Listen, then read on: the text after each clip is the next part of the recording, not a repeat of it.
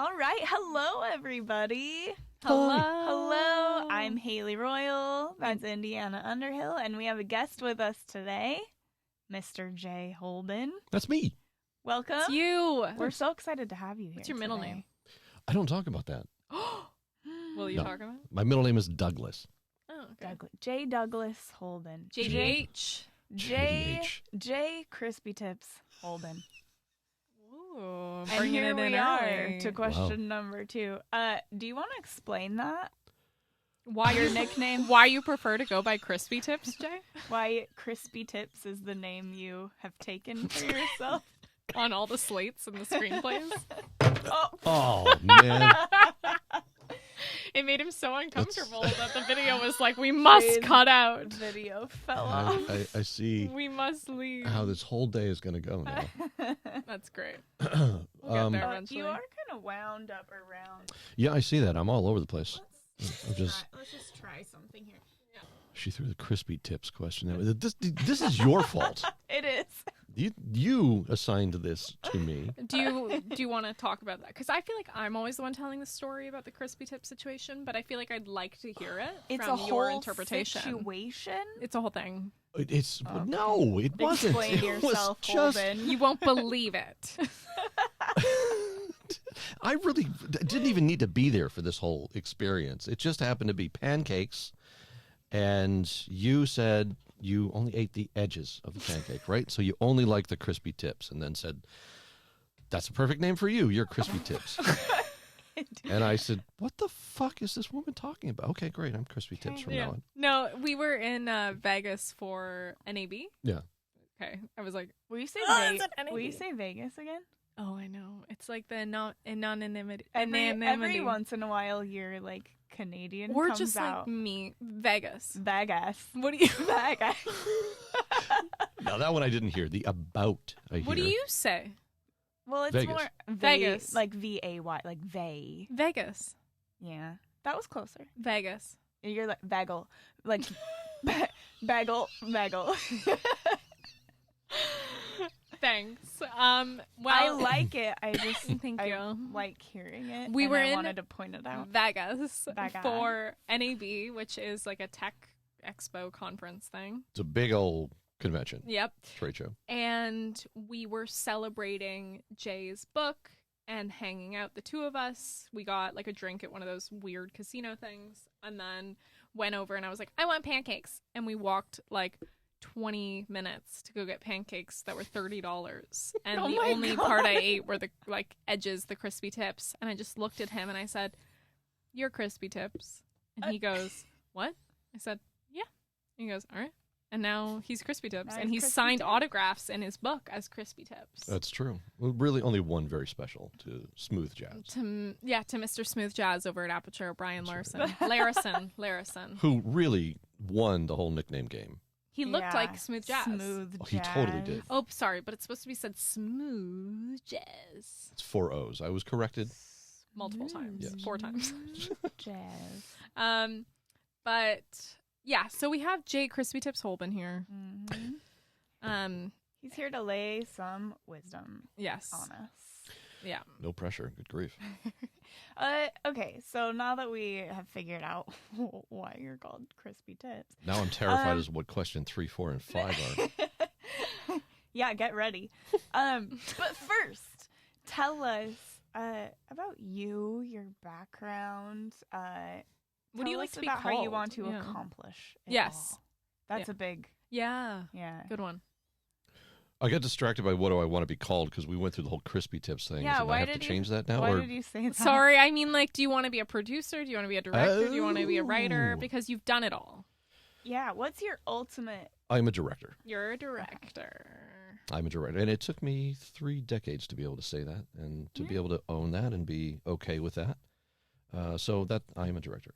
Is Amazing. that imposter syndrome that you had that you felt you could not claim being a director? To a certain degree, but I also felt my whole career path was designed to learn everything else around that role to make myself a better director. So there was a point at which I felt I had earned it. Yeah. Sure, we all have imposter syndrome. And it used to be something that that I was embarrassed about, or, always like you keep as this dark secret, like, oh my God, they're going to find out that I can never talk about it, until I heard Steven Spielberg talk about it. That every day, or every first day on every set, he's like, I don't know what the hell I'm doing, and they're going to find out what I'm doing. They're going to find out. And I realized, holy shit, it's just part of being an artist. We all go through this. We all question ourselves. And it's part of that process of being an artist. It's a tough term.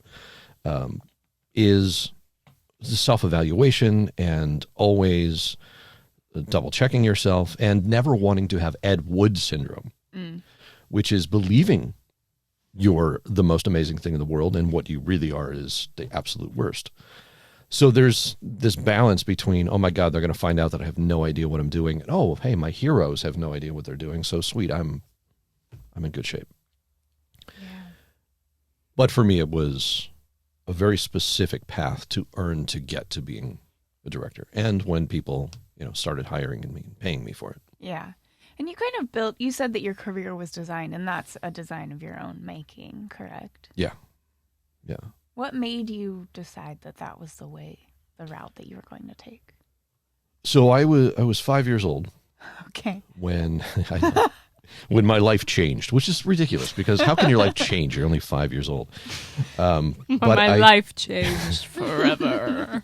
The course of my life was set when I saw Star Wars. Okay. Shout out to the mug. You have the mug. Oh yeah. Or the travel thing. Right? I got a little Mandalorian thing going on there. Nice. Where did you see Star Wars? We had just moved to Phoenix, Arizona from Chicago. Mm-hmm. It was July of 1977, a ridiculously hot day, and a line wrapping around the building, and these crazy characters walking around, and my parents took me. I think it was only the second movie I'd ever seen in the theater. Wow. And I walked out of it just transformed and told my parents I want to direct movies. Was 77 A New Hope? Yeah. Oh my God. Yeah, I'm that old. Wow, Jay. Yeah, that's so cool that you got to see that in a theater. He was probably like the first man to be called like Crispy Tips and didn't even know it back then too. Back then. When you were 5. It's you true. Didn't even know. Yeah. If you go back in the record books, it does. I think my birth certificate says it. CT? Yeah. CT? You walked out being like, I want to direct. Yeah, that's walking to the car, back in the parking lot, I told him. Oh. And this is a whole tangential thing I'm going to go off on, but George Lucas got in trouble for that movie because he put the credits at the end of the film, which wasn't the standard at the time. And the DGA fined him for it because he didn't have his credit at the top of the film. But because he did that, after I saw this transformative experience, the very first thing that comes up at the end of the movie is directed by George Lucas. Yeah. So that's how a 5-year-old knows that a director. Exactly. Like, I want to do what that guy just did. Yeah. Amazing. Wow. And if Lucas had followed the rules, maybe I would have said, I want to be a unit production manager. Yeah.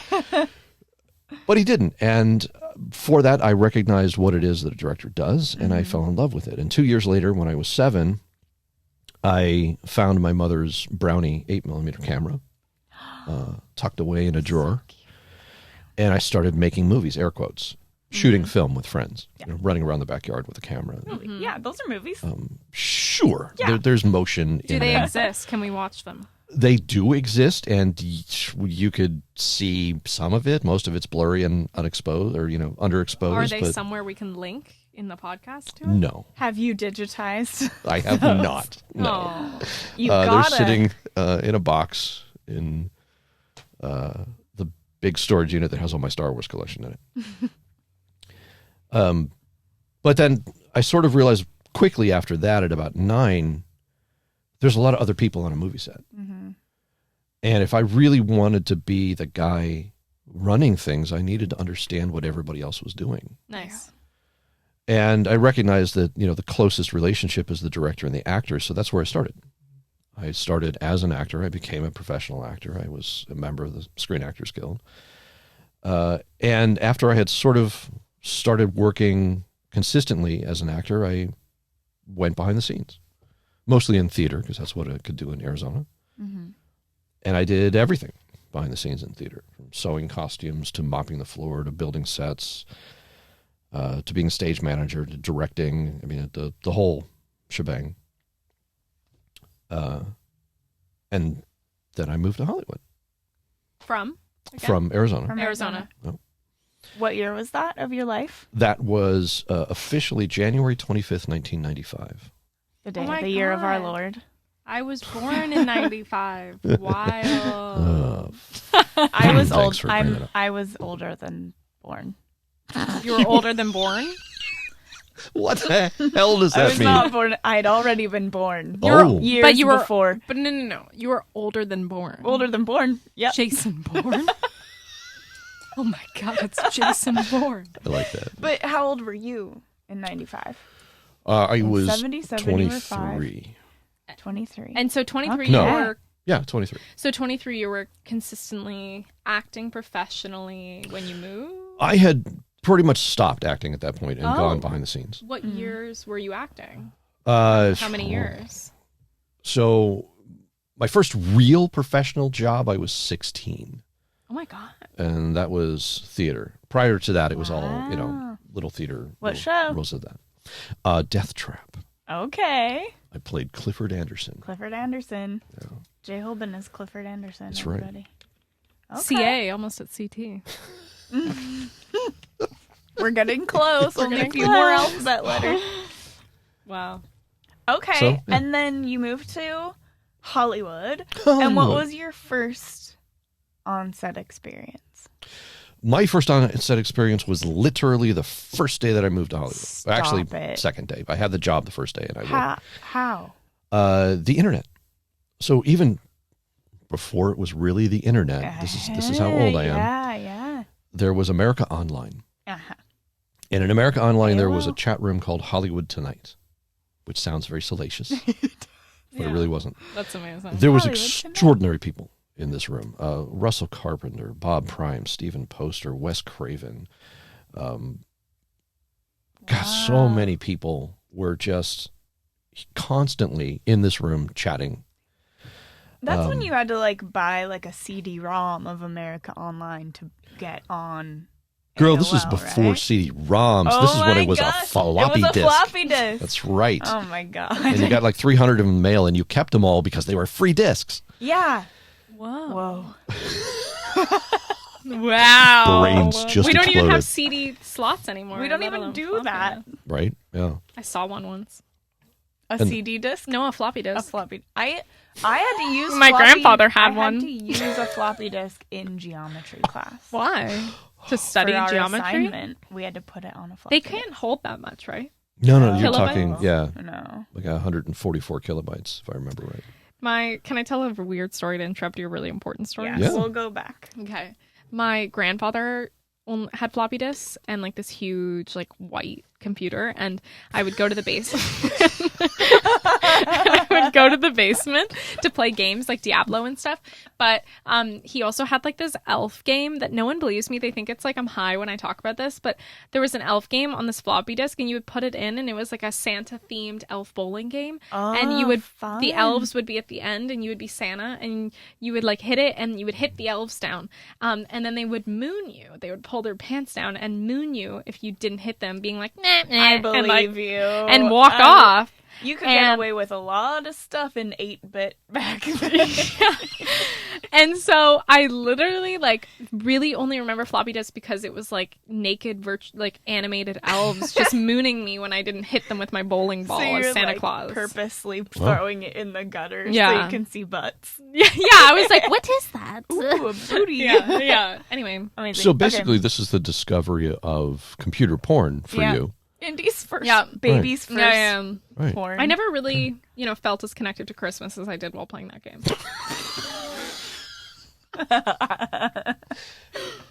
Shit, that was inspired. That was beautiful. Anyway, sorry. So Right. first job. Okay, so Yeah, the chat okay, room. so The chat you were room. in an AOL chat room. Yeah. On a Hollywood constant basis. Tonight. Hollywood Tonight. And at that point, I was mostly working as a master electrician and a lighting designer in theater. Mm-hmm.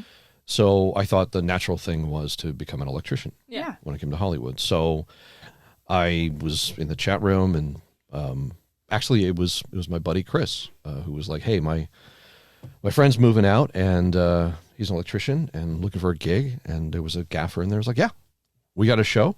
Bring him on." Wow. Amazing. So I moved my stuff out. Actually, I technically had moved my stuff out in October the previous year, but I went back to Arizona to work another show. As an act, as BT, as that last show, electrician? that last show, I was a master flyman. Whoa. like with the wires, With the and everything, cords? or like With the cords. I'm the guy pulling the ropes. Oh my god. little floppy disks floating everywhere. With naked elves mooning. There actually is a lot of mooning that happens in theater. Connected. Yeah. Wow.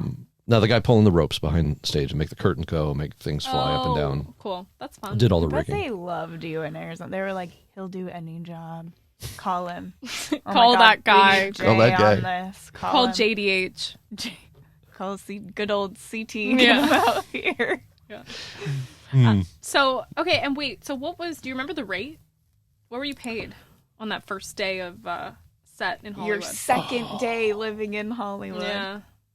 I'm gonna guess that it was probably $250. Which nowadays would be like $7,000, right? Yeah, it was. Yeah, $250. It was a good amount Yeah. for me. Like, this is amazing. You know, That's I went amazing. from Yeah. I was teaching and running a theater at a high school, making $2,400 a year. Wow. What? Yeah, it was awful. That's And then I nothing. was working behind the scenes in shows, and I would make $8 an hour, $12 an hour. God. So this was like jackpot money. Hell yeah, You were like, I'm in Hollywood. I've made it. I'm working, baby. $250 for one day of work. I had days on that show. Oh. Just saying. Amazing. Get bottle They service love at a you. club. Did you After. move into Hollywood, or where did you move to? What was your neighborhood? Our first apartment was Park La Brea. Okay. Oh, wow. Near my house. That is near your house. Right, yeah. That is a great Stayed in the first neighborhood. apartment. Wow. Yeah. Cool.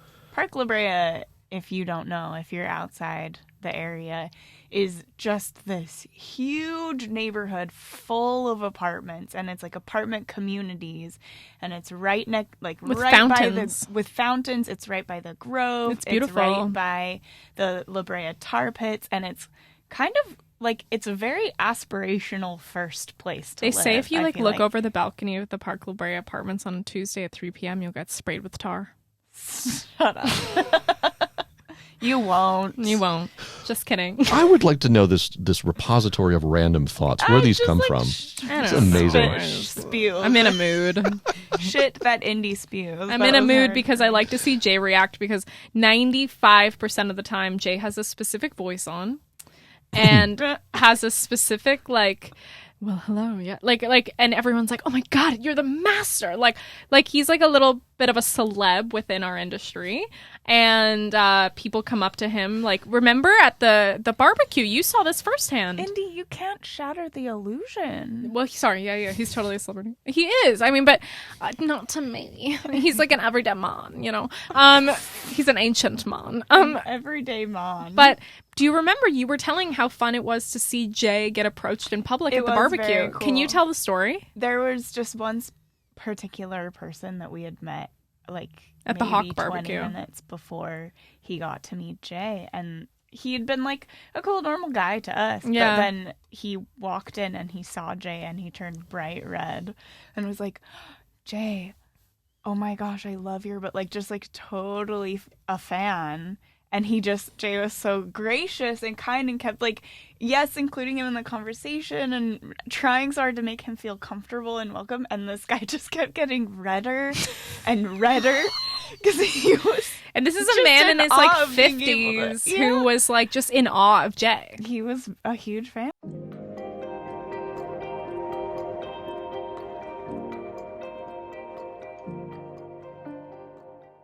Hey everybody, it's Haley, just popping in here to chat a little about cinematography for actors. It's an online course platform that Inde and I created to teach the technical side of performance. Our goal is to help you, as an actor or newer filmmaker, feel confident when you walk onto set. We release new classes monthly, and you'll also find tons of free downloadable content. We recommend our subscription, where you'll have unlimited access to all of our existing courses, bonus materials, and those new monthly releases. Our listeners can use code TTC Podcast for 20% off a monthly membership of the entire collection. That's TTC Podcast for 20% off your card at checkout. Okay, now back to the episode.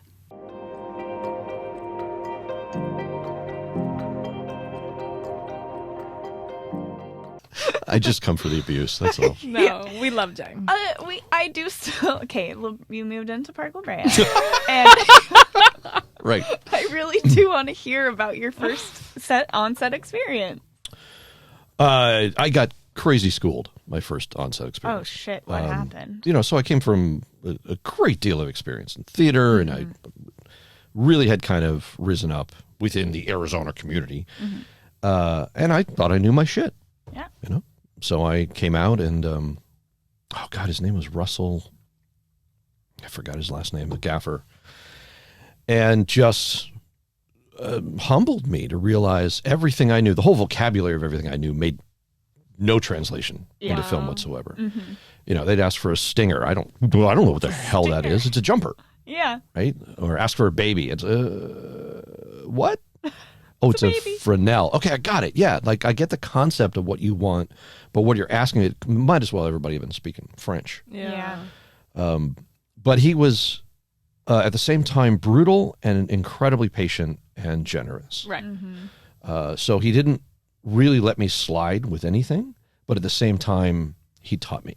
And you came back, so they obviously liked having you because you were there 5 days, you said, right? Yeah, but it was also a distant location, so I was trapped. You were stuck out there whether they liked it or not. It was like 3 hours north of LA. Got it.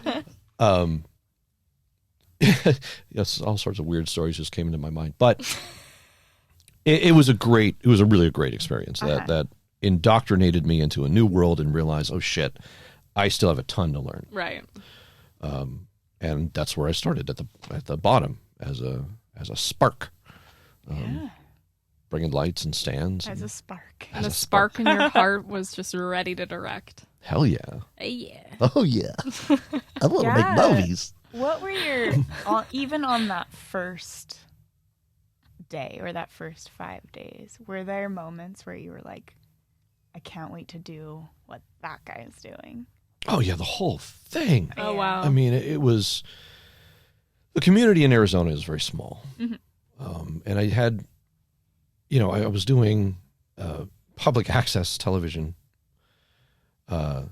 Emmy award-winning public access television, but still public access television. Right. And, tiny little commercials and little teeny independent films. And this was a small, tiny little independent, but it was a full show. So it's like my first experience. Oh my God, there's Panavision cameras and there's a truck full of lights and equipment. And this is real movie making. Yeah. God, no, it was love that. fantastic. Yeah. And I was incredibly lucky that whole first year. I just worked constantly. Wow. It was... Through the chat or through the contacts you met on that first 5 days? Yes. Okay. Yeah. Both. And then continuing to cycle through contacts and continuing to do little shows and just constant. And then the second year, poof. Nothing. Yeah, I worked like 70 days in the whole year. Ain't that how it goes? Yeah, it was. Damn. That was humbling as well. Yeah, Yeah. I imagine. Yeah. Shit. Yeah. Am I going to make it here? Am I going to make a living? Can I survive out here? Yep. It was really, it was harsh and humbling. There was a point at which I was so broke that I stole toilet paper out of a Jack in the Box. Oh my God, I kind of want to cry. How old Indiana, that happens to a lot of people. Oh my God. How old were you? 24, 25. Oh my God. Sometimes you just Why gotta get Jack your in the loo Box? paper. Because it was Why the didn't you first... choose that toilet paper? Why single ply? Jay? Why wouldn't you go to somewhere fancier? Oh, you wouldn't believe the toilet paper at Jack in the Box. No, because it was the first fast food place on my block, basically. It was right there. Yeah. You know Haley doesn't own a lamp? Speaking of being poor, Indiana is shocked That she I doesn't don't own a single lamp. In her entire apartment, there's no lamp. How do you feel about that? Are you shocked? Confused. Yes. Okay. Yes, this is what I'm saying. She was like surprised that I was so like, what? She was like, There's mad. light. There's In your light. apartment. There's Okay. light. She there are uses the overheads. I overheads. open the curtains. But at night she plenty uses of light. overheads. At Okay. night, I use overheads, but on a very low setting because they give me a migraine. But Well, that's understandable. yes, But she hasn't gotten a lamp. just it's not a necessity. Apparently, we need to buy her some practicals. I know. Right? I know. Next time we're on set and they're like giving away like lamps at the end, I'll just be like, "How many?" And they'll be Do like, they "We have just 8." And I'll be give like, them away. Sometimes if they can't return it, if it's from like a vintage store and you're on a low budget thing, like sorry, not even vintage, sorry, like Goodwill vintage store, A vintage. If they bought them from a fancy like fucking Art vintage Deco, yeah. store. Well, sometimes they can't get rid of them and they need to clear out their like containers, and they'll be like, "Does anyone want those?" So. You just revealed the deep, dark secret of the buy and return in the motion picture industry. I The know. buy and Is it a deep dark secret? I don't. For know anyone if that it's a doesn't secret. work in that industry, I think it probably is. But Yeah. but are those For people the We corporations, listen. yeah. phone We home, here everyone? at the Topanga Collective are all about shattering illusions Yeah, exactly. and telling the general public how Hollywood actually runs. Yeah, exactly. We're never going to win awards. Never. They will not give them to They will us. not. There's a Peabody on its way. Yeah, yeah. Good Something- work we're doing over here. Yeah. Beyond. So let's fast forward because you've had way too long of a career to talk about on this podcast. Yeah, I'm way too much of an old man. No, Can't get through you've all just that. done a Of lot. ground. Like, okay. Actually, do you have your phone on you? Yeah, of course. Can you pull up your schedule and tell me about what your week kind of looks like on a weekly basis? Because the amount of things you're involved in is wild to me. Well, okay, today I have a podcast with the Topanga Collective. Mm-hmm.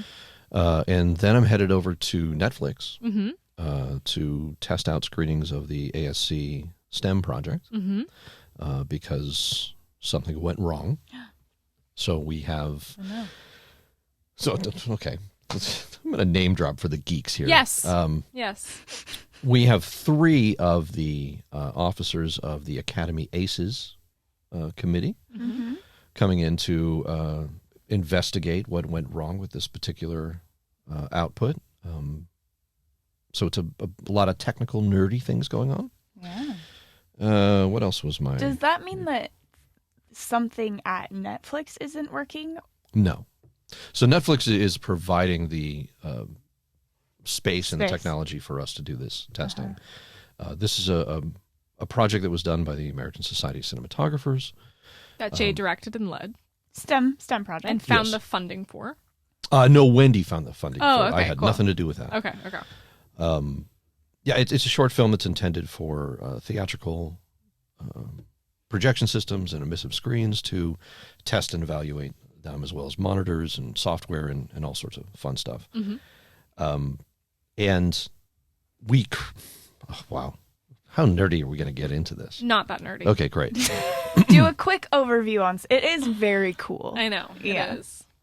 So the whole point is that we created one version of this that through computer adjustment can deliver to anything. Can deliver to home TVs, theater LED screens, laser projection, high dynamic range, all of this by the click of a button. One That's the whole format. idea. One master, deliver everywhere. Amazing. Until it doesn't work. Yeah. So we did a screening 2 weeks ago at Netflix in this beautiful brand new theater that they have with a big CLED screen, which is like a 30-foot television screen. Wow. 4 theaters. And it was wrong. It looked wrong, Wow. which is the whole purpose of this thing I that we created. know. Like, Yeah. okay, this is supposed to show us where things go wrong, and apparently we did something wrong. So now we have to go and So you have to go figure out over what there and do happened. that. Rest of the schedule. Yeah, and then what? So there was a lot of Zooms this week. What about? One of them was about the ASC Motion Imaging Technology Council's Technology Showcase, Oh, cool. which is going to be a really neat event coming up Fun. October 25th. Okay. The whole clubhouse is going to be basically like a science fair for everything that the Technology Council does. Okay. Wow. You also had therapy this week? I did not. I haven't been in therapy for like 3 or 4 we months. talked about this. Yeah. Yeah. My schedule got crazy, and I just haven't gone to see the Just crazy quit doctor. therapy. Yeah. Right. And he hasn't like poked me like, "Hey, you Yeah. alive?" You're both kind of like So- ignoring the fact that Yeah, pretty much. It's a and- very healthy relationship. Yeah. And what else is on your plate at the moment? So there's also a lot of this is ASC stuff. Yeah. There's educational initiatives. So we're taking what is done in the Motion Imaging Technology Council, Mm-hmm. which is a faction of the ASC, and we're helping to create classes for the ASC members Oh, cool. to teach them about what is happening with the MyTech. So master's classes for masters. Wow. Um, Hey, did you teach your master class yet for the ASC master class? I taught one, and Monday is the next one. Monday's the next one, Yeah. which is to, they're not newer filmmakers. Yeah, Are they? I'm not really sure what the requirement Okay. is. It might honestly be just pay the money and show up. Yeah, I think it is because I think I tried to sign up at 17 when I was just entering the industry. That's adorable. Cute. I couldn't afford it. Cute. And I was in Canada. Generally, it's supposed to be for working cinematographers, Yeah. but we've also had production designers and directors and writers. So I'm not sure what the whole But you're teaching criteria lenses. is. Of course. Your script. That was also this week. Okay. So we finished the cleanup pass of that, and I finished the pitch deck of that. And so now it will be going to the agent to get out to town. Fantastic. All And you just right. came back from Atlanta promoting the book. Yeah, this is true. Another trade show in Atlanta. I mean, the reason I want to say all this is because this is the most amazing part of we landed on a year where you worked 70 days out of the year and you're like, am I going to make it? And now I can keep mentioning stuff and I don't even know the extent of your schedule, but that's like 6 or 7 things. Yeah. And you're a director, yet you have every single contact and you are developing and like progressing this industry in a really unique way. That's very sweet of you to say. Thank But you know it's accurate too. So. Yeah, she's not just being nice. You No, know, I'm just she saying would the never truth be here. nice. I had a really wonderful compliment paid a few months ago. That, Oh yeah. a Jay Holben project is a perfect Venn diagram between artistic, incredibly complicated, and of value to many people. Amazing. 100% true. Let's. Yeah. I Totally mean, moved by that. I'm like, thank you. I'm going to Okay. put that on my website. yeah. In a Venn diagram too. Right. Yeah. Mm-hmm. I mean, let's dive into that. Let's dive into how you are able to, and let's go really specific with it with actors. Yeah. Let's take those 3 things. And how do you break that down as a director for an actor if the project is complicated, if it serves a bunch of people, so it has to appeal to a wide enough audience, right? There's value. And then you also need to put your own creative twist on it and your own style, and you're the author of it. Well, the perfect example of that is the STEM project. Yeah. So this is an extraordinarily technical production. But the mandate was it shouldn't just be test footage. It should be entertaining. And the real idea is, Samsung comes out with a brand new theatrical system, and they want to show it off to the professionals in the business. So instead of showing a beautiful flower or test charts, they show this material that hopefully everybody's seen 100 times, so we know exactly what it is and what we're looking for. Supposed to look like. And we know at this moment, okay, it's testing this, and at this moment, look in this corner, oh, we're going to look at that. And so this was a project that was designed by color scientists and cinematographers and technologists it's going to break all of these systems. Mm-hmm. And then it was my job to take this very dry list of technical requirements and make something creative out of it, to make a story out of it, and make something entertaining and fun. So that was a hell of a challenge, which I love. And then to sit down with the actors and say, look,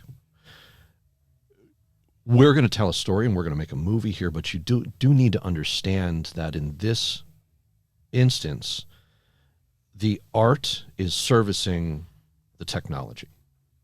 So there's going to be a lot of things that are going to get in the way. And I need your patience with that. I need your understanding with that. and know that you will get your time and you're going to get my attention, but also we have to pay attention to things on a technical level much more so than a normal production.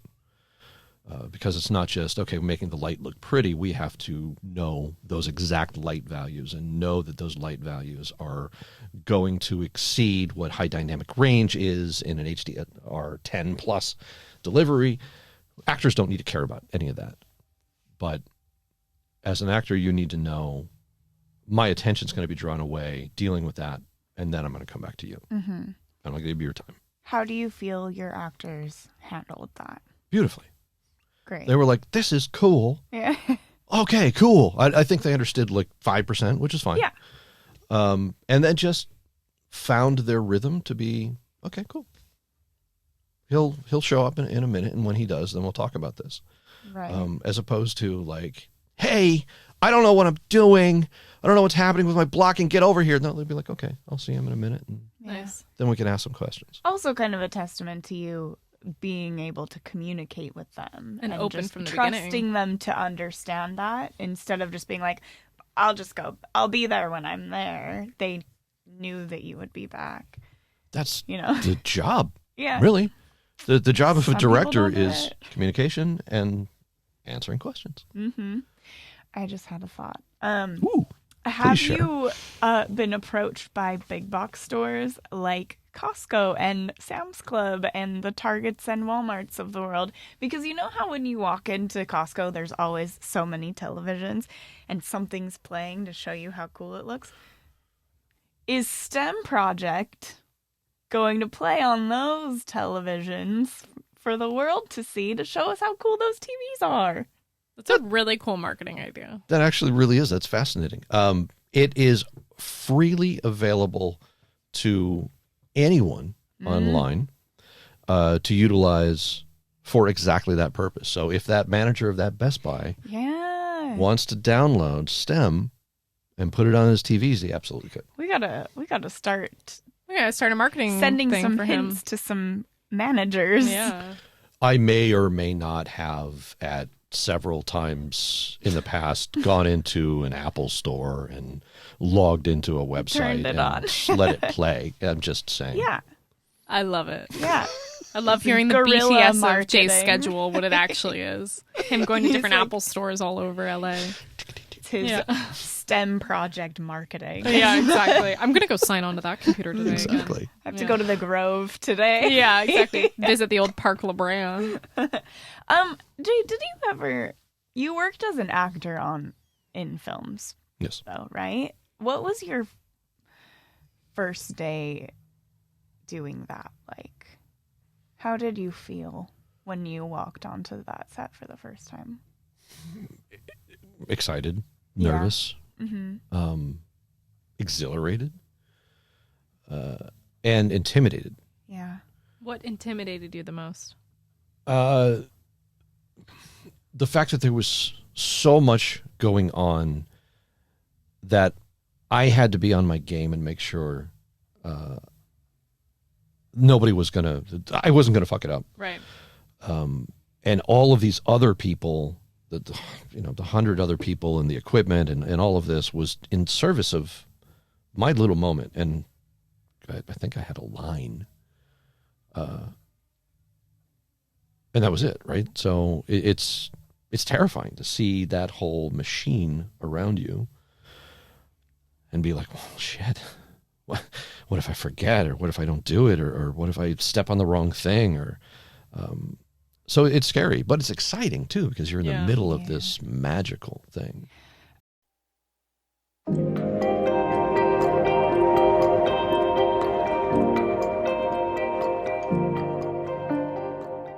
Hi everyone, it's Indiana. Just popping in here to chat a little bit about cinematography for actors. It's an online course platform that Haley and I created to teach the technical side of performance. As a cinematographer, I've noticed that the difference between newer and seasoned actors isn't in their ability to perform, it's in their ability to understand the technical requirements of them on set. Our goal is to help you, as an actor or a newer filmmaker, feel confident when you walk onto set. We release new classes monthly, and you'll also find tons of free downloadable content.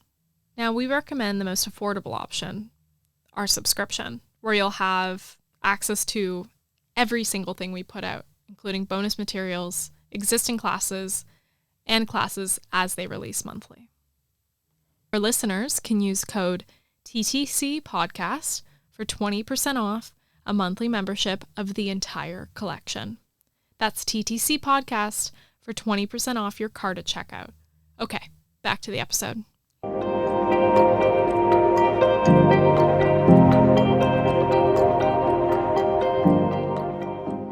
Do you feel like if you did go back, you would feel something different? Do you think that it would feel more like you kind of owned everything you were doing? Yeah, you had more and authority knew what over was your going character on maybe? around you better? Would you feel more comfortable? Certainly. I mean, there's always a vulnerability for actors, and that's built in. You have to have that. Right. So, yes, I would feel substantially more confident that I understood everything around me. What's most important about that? What do you think that you understand around you? Is it the lighting? Is it the workings of a set? Is it the relationships? Is it... It's all of the above, because Okay. film acting is a very technical art. Mm-hmm. So I did a lot of theater. In theater, you get a script, you do weeks and weeks and weeks of rehearsals, and you do a performance in continuity every afternoon and every night. And you have a chance every day to explore and refine. But you are living that experience from moment 1 to hour 2. Yeah. There's a better way to say that, but I lost it. In film, you can show up on day 1. In the morning of day 1, you have to perform the end of the movie. Mm-hmm. So you have to know how to understand the entire character, the entire arc of the character. There's no discovery. You have to know what you're going to do over the next 10 days, 20 days, 40 days, 100 days, whatever long that production is, to get to this moment that you have to start with. Right. So that is part of the massively technical aspect. That's the artistic side of it. Then you got to be sure you hit your focus marks, and you got to be sure that you're articulating right, and you're not stepping on other people, and you're not setting down props while you're talking. And all of these things go into the artistic side of acting in film. So knowing all of that and being comfortable with all of that means I can divorce myself of the worry of all of that and just concentrate on my performance. Because it's almost like in the subconscious. It's just another language that you understand how Yeah. to work with. Yeah. What are some of the biggest mistakes you see actors making now when you're on set? Letting their ego drive their performance, Their personal ego or their character ego? their personal ego. Okay. So the best actors divorce themselves from themselves and enter the character and become that character. Mm-hmm. The worst actors are the ones that feel they're entitled and everyone is there to serve them. And then they have little patience for anything going on around them. Yeah. They treat people poorly, and it can create a terribly toxic environment. So I actually see that in a lot of young actors, more so than seasoned professionals, who feel, oh, I'm the star, I'm the lead, so everyone's here for me. Everybody shut up. And Let me perform. Yes, let me act. Yeah. That was a good impression of Sean Yeah. Connery. Voice-wise, not See if I can ego-wise. pull out my Sean Connery. Oh, yeah. It's There you go. There it fantastic. is. Right. You want to get Capone? Here's how you get him. He pulls a knife. You pull a gun. He sends one of yours to the hospital. You send one of his to the morgue. That's the Chicago way. I didn't do that very well. But That it's was close Jay enough. Holben, fantastic. Snaps. Good job. Thanks. And then what would you say is like the worst mistake directors are making that you see? Being ill prepared, pretending that they know more than they do. Yeah, those are really two of the big ones. I've seen it many times, and many, many friends have seen it on a constant basis, that directors are getting the job without really understanding the job. Right. So just a huge part of it is just troubleshooting and answering questions. And if you can't answer those questions, you're not doing your job, and the whole thing's going to fall apart. So that when it comes to being a director, you have to trust your instincts. You have to do your homework. You have to know the project, and then trust your instincts and answer those questions. Every one of those questions. Yeah.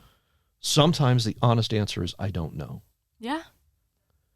I don't know the answer to that. Let's figure it out together. Yeah. Or what's your input? Yeah. But there always has to be an answer. I'll get back to you, or I don't know, figure out later, or that's your job. I don't know. Yes. All of those are awful. Not my department. Yeah. Right? On the subject of answering questions, Inde mentioned that your DMs are pretty packed. This is so from funny. time I was to just time. thinking about asking this. Okay, perfect. Wow. That your DMs are pretty packed with people asking you questions, being someone Are you sliding who's into my DM right kind now? of, yep, right now. Write this down. The people ask you questions because you are an authority on many different aspects of film. Yeah, in many departments too. In many departments. So what are some, like, I love when his nostrils flare because he knows it's true, but he doesn't want to say anything. He doesn't want to be like, yes. Wow. He just, like, looks down at the table. You like a book, Jay. I know, for sure. Tells me out of my shit constantly. That's why we're friends. What are some FAQs that you get? Probably the most common is, can I work with you? Really? Yeah. Bold. Yeah. I'll come out, I'll be an assistant, and I'll work with you. And many of those come from outside of the U.S. And it's always a little frustrating because people don't understand how the business works. Yeah. And honestly, I was the same way when I was in Arizona, right? I'm sitting around, I'm waiting for Steven Spielberg to call. I'll do it. I'll do anything. I'll be your assistant. I'll get your coffee. Just let me get it. Yeah. Hell yeah. Yeah. I am talented. I am ready. Universal Studios is going to come to my door tomorrow. Yeah. No, they're fucking not. Yeah. They're not ever going to come to your door. Mm-hmm. And you heard it here. Jay said you're never going to be successful in this industry. Universal Studios will never come to your door. They will never come to your door. Never coming. Guarantee it. And Never. if they do, you've probably been pirating movies and you're about to go to jail. Yeah. Not for good reason. Even, early in my career, sending out resumes. Like, why am I not getting anything back? And it wasn't until I got, as a department head, or I was producing and seeing, okay, we're starting the show up and the notices go out in the trades, and 1,000 resumes flood the office. And they all get thrown out because I'm already going to hire my DP. Yeah. Who's going to hire their gaffer, who's Yeah. going to hire their key grip, who's going to hire their crew. It's already set. You work with who Yeah. you like, and you continue to do that because that's why we're in this world. Right. Yeah. And who you know. Yeah. And if Indy's not available, Yeah. Indy's going to recommend Jason. Yes. And now I feel comfortable with Jason because I Yeah. know and trust Indy. Yes. And that's the way it's going to work. I'm not going Yeah. to that resume pile until Jason and Bob and Steve and Frank and Rachel and It's the day Betty. before. So many people have to die. Yeah, exactly. Yeah. Before you Yeah. can- Which is frustrating for everybody who hasn't gotten into the business, because how do you get in? Yeah. Well, Yeah, that's a question literally I think I asked myself for years. I still ask it. Yeah. But I asked myself Me for years. too. Same for you Yeah. probably. It's just like, what is the first step into the industry? How do I get my name in the credits? How do I meet the right people? Hey, Yeah. first also, sorry. She's coming to Camerimage. What? I'm coming to Poland. You're going to go to Camera Image before me. Yeah, can you come Are you this not year? going? I am not. He's never been. Never been. Why? Because it's in Poland? He's waiting for someone to pay for it. That's exactly correct, yes. Yeah, I wasn't going to say that, but you still call me on my shit. No, but that's okay. That's valid. I don't think a lot of people would go unless they were being paid for it, which is like most of the vendors that are going, right? Are shipped out there with their stuff. So, no, but I convinced her to come with me. We're sharing a room with Anna, one of my best friends. I needed an excuse to get out of the country, and this seemed like a really great... She's going to model in some of the classes. Yeah. That's fantastic. Yeah, in some of the workshops, so she'll learn a lot too. I know we have a goal to turn you into the camera model. The muse of our side of the industry. Camera gear. Yeah. Perfect. It's going to be great. Anyway, I'm Sounds sorry. great. But your DMs. Back to your DMs. Back to my DMs. So that's the one thing of just like work with me. Right. And, for people out of the country, they don't understand I can't legally hire them. Yeah. Mm-hmm. You can't just come to the U.S. and I can hire you. You have to get the right documentation. You have to, as you well know, you have to get your visa. I'm not going to pay for you to come. And even if you are the most talented in the world, there's 1,000 people in my neighborhood who want the same job. Why am I going to go through? And already know all the vendors and the people Exactly. and can make it happen. Yeah, it's unfortunate, but it's true. So the answer to the question is you have to get yourself to a central area of production. Yeah. Mm-hmm. In the U.S., it's Los Angeles, New York, Chicago, Atlanta. And get out and meet people. Yeah. Yep.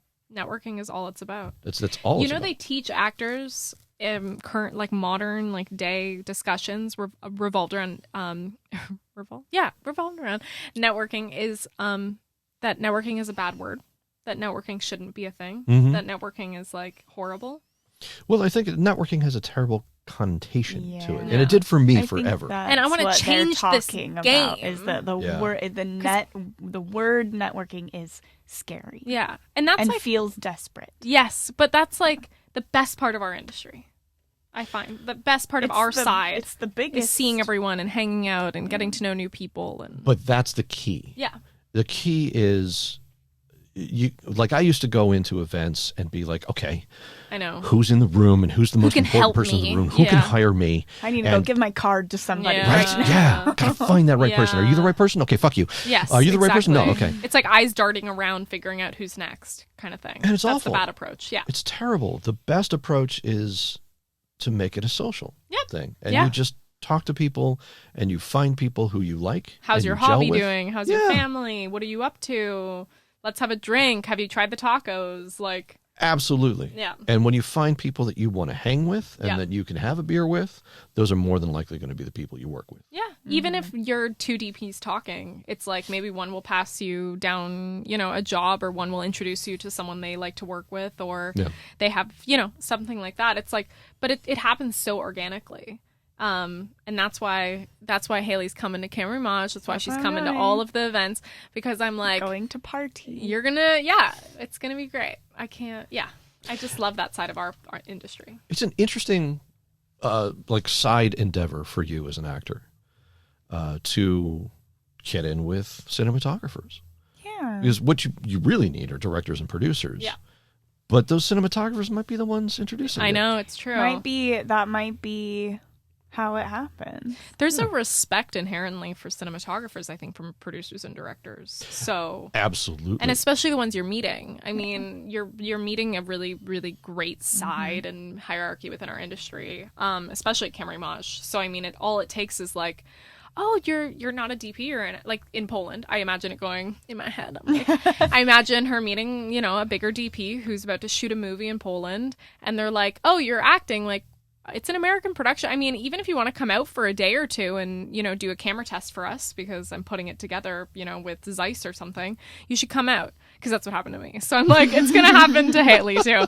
This is exactly what happened to me after when I was young and I went to Camerimage for the first time, is Alexander Grzinski, who's coming on the podcast too. Good. He met me when I was working at the Hawk booth and was like, I'm shooting this movie in Poland a week after. Do you want to fly out and shadow me for a few days? And I was like, yeah, let's do it. Like, what do I have to lose? And he was like the sweetest person ever. He's one of my mentors in this industry and has been for almost 10 years now. And I flew out and I shadowed him as a DP because he's like, he said to me, he goes, after this, if you still want a DP, then you be a DP. But let me show you what it's like to actually be a DP. Because he was working in the middle of winter in Poland, all exteriors, night exterior, day exterior, was getting in screaming matches with producers on set. Oh, no. Was working like 20-hour days. It was like wild. So I'm just hoping that experience happens because that's the magic of camera image. It's the magic of Christmas, but it's the magic of camera image. Also, I mean, socially, right? Like, Yeah. Inde and I are very good friends, but Yeah. I think in the vein of, like, your early experiences at networking events, Yeah. but thinking who is the person who's going to help me, I think that directors, producers, casting directors are wary of people who are actors and claim to be actors. So even if you're just trying to have a friendship with these people, it's a little bit, It there's comes always off kind like, of a yeah, layer of schmoozing or like, something. yeah, but you're wondering when I'm going to hire you, Right. kind of. And I think that it is kind of, it's a more natural, like, easy friendship with a DP who Yeah. down the road, as a wonderful bonus, may introduce you to someone. But I think, yeah, I mean, hopefully that's how it happens. But, you know, This like, is my dream maybe for Haley. if it doesn't, it doesn't. But yeah, I think that would be a cool I thing. already have us lined up for 4 events while we're there. So. Great. Amazing. Yeah, so So you your should advice, I come. love it. You work such magic. She Actually- really does. Circling back around to several of the topics we talked about, imposter syndrome and Yeah. cinematography, calling myself a director, I found very early in my sort of evolution of careers as a cinematographer, if I would tell somebody I was a director, you just kind of watch their eyes glaze over. Like, Yeah. whatever. Oh. And you tell somebody you're a cinematographer and like, oh, that's cool. There is an admiration or a certain respect for it. Right. Yeah. Wow. What, like, whose eyes would glaze over? Pretty much anybody in the business. Wow. It's like everybody's a director. Everyone's oh a my director. God, everybody Yeah. wants to direct. You're the fucking another Wow. director. Yeah. But a cinematographer is a trade. Yeah. It's a skill. It's going And to it's make you look earned. better a lot of the time, too. Hell yeah. Legitimately. So, yeah. Yeah. It's the only trade above the line. No, it's below It's the below line. the Is it below line. the It's below line? the line. Yeah. I thought a We DP should be was above the line, but Should be. just kidding. I thought a DP was above the line. No, we're below the line. Unfortunately, no. I know. What the heck? Right? I would like to wrap up with kind of a circle back to you giving advice and saying get yourself to a large market for the film industry. And then what sort of resources do you like? Like actors have some like online forums. You had America Online, Hollywood Tonight. Are there any resources that you like right now that people newer to town or Should a check out? town should look into that would help them find networking opportunities or smaller jobs to get them started? That's an Or a community. excellent question. Are we talking about actors or are we talking about... Kind of actors Yeah, and newer- filmmakers. Anyone yeah. new to town Let's who do wants both. to get involved. Newer filmmakers and actors. Yeah. Um, Really, actors should be going to start going to everything, I think.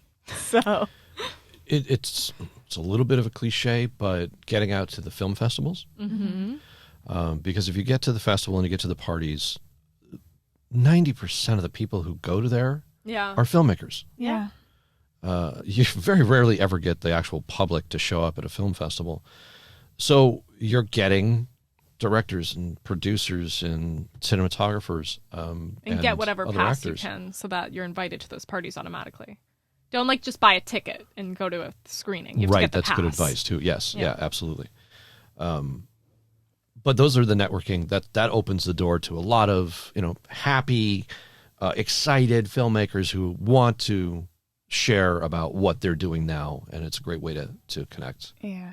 I know there are a lot of people who are of the mindset that they don't want to go to a film festival unless they have something in, like, competing in the film festival. How do you feel about that mindset?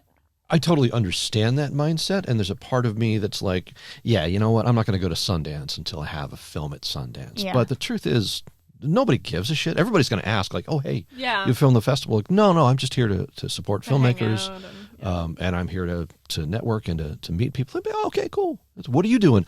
I got a film. It just screened. Oh, tell me Yeah. about it. And then you get to connect. Yeah, They're exactly. excited about their thing. Nobody cares. It's not like they're looking at you like, oh. Oh, well, you don't have a film. Why are Side. you Yeah, here? What are right. you? Yeah. Interloper. Yeah. So I used to have that mentality, and now it's the complete opposite. Okay. Like, sure, hell yeah. I'm just here to support the filmmakers. I'm here to Yeah. support the films and to see what's out there. So stop giving yourself excuses to not show up. Mm. Just something I've been trying to tell myself for the last couple of years. Stop giving yourself What? excuses to not You show go to up. everything. But the dirty secret is that it's really hard for me. Oh, That Jay. I'm actually a real introvert and a hermit who would just love to just sit at, well, not love, but who would just sit Yeah. at home and do nothing. So You fooled us all. thanks. Yeah.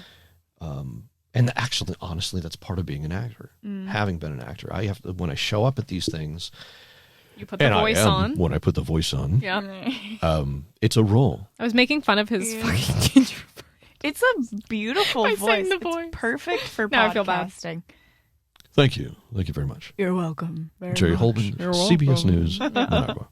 Can you sing? Yes. Can we... I was the president of a show choir in Oh my high school. God. God. All right. Well, let's wrap it up and then we'll have him sing us off. So think of something while we wrap you up. Thank you so much, Jay, for being a part of this. Where can Thank you. everyone find you? Where do you like to be found? And don't slide into his DMs.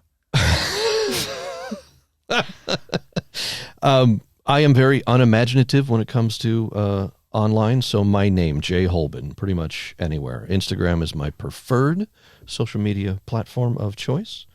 My website is jholben.com. My Twitter is @jholben. My LinkedIn is Jay Holben, so it's very unimaginative, but I'm easy to find. Easy to find. Yeah. All right. Take it away, Jay. Jay. A little bit of me and a whole lot of you. Add a dash of starlight and a dozen roses too. Then let it rise for 100 years or two. And that's the recipe for making love.